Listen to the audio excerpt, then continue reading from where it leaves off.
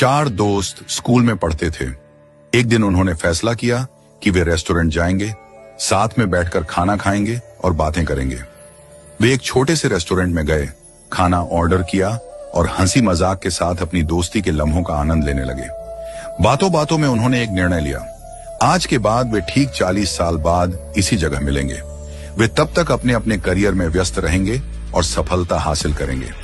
शर्त यह थी कि जो सबसे देर से पहुंचेगा वही पूरे खाने का बिल चुकाएगा। समय बीतता गया। चारों दोस्त अपनी अपनी जिंदगी में आगे बढ़ गए। कोई बिजनेसमैन बना, कोई वकील, कोई जज और कोई अध्यापक। सभी अपने कार्य क्षेत्र में सफलता की ऊंचाइयों को छूने लगे। 40 साल बाद अब वह छोटा सा रेस्टोरेंट एक भव्य 5 स्टार होटल बन चुका था और वहां काम करने वाला एक साधारण वेटर अब उस होटल का मालिक बन चुका था। वह भी उस दिन का इंतजार कर रहा था। समय आया और पहले एक दोस्त पहुंचा, फिर दूसरा, फिर तीसरा। वे एक दूसरे से मिलकर बेहद खुश हुए, लेकिन चौथा दोस्त अभी तक नहीं आया था। थोड़ी देर बाद होटल के रिसेप्शन पर फोन आया।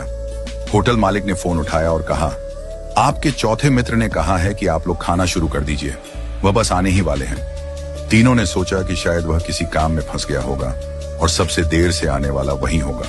उन्होंने भोजन किया, पुरानी यादें ताजा की, अपनी अपनी जिंदगी के अनुभव बांटे। काफी देर बीत गई, लेकिन चौथा दोस्त नहीं आया। जब बिल मंगवाने का समय आया तो होटल मालिक ने कहा, बिल पहले ही चुका दिया गया है। तीनों हैरान हुए। किसने? होटल मालिक ने जवाब दिया, आपके मित्र ने।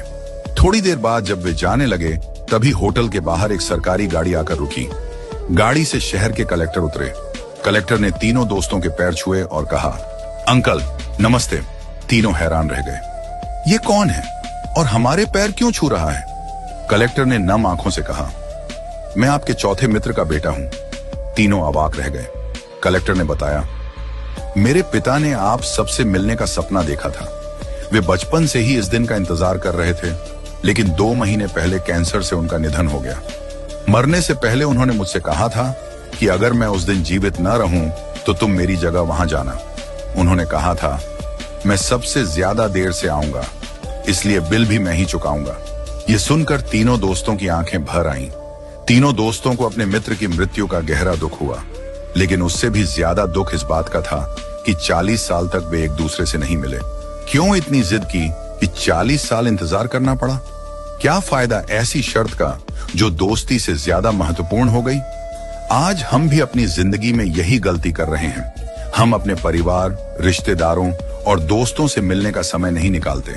हम अपने माता पिता से दूर रहकर जीवन की भागदौड़ में इतने व्यस्त हो जाते हैं कि जब हम वापस लौटते हैं तब तक बहुत देर हो चुकी होती है। जब वे दुनिया से चले जाते हैं तो हमें अफसोस होता है, काश हमने उन्हें समय दिया होता। हमारे पास धन दौलत, ऐशो आराम, गाड़ियां और बंगले हो सकते हैं, लेकिन अगर हमारे पास अपने लोगों के लिए समय नहीं है तो हमारे पास कुछ भी नहीं है।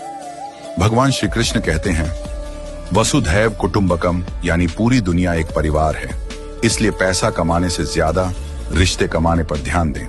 जो वक्त बीत जाता है वह कभी वापस नहीं आता। वक्त का दान सबसे बड़ा दान है। आज ही अपने प्रियजनों से मिलें, बात करें, उनके साथ समय बिताएं, क्योंकि जो प्यार, जो अपनापन आज है वह कल हो भी सकता है और नहीं भी।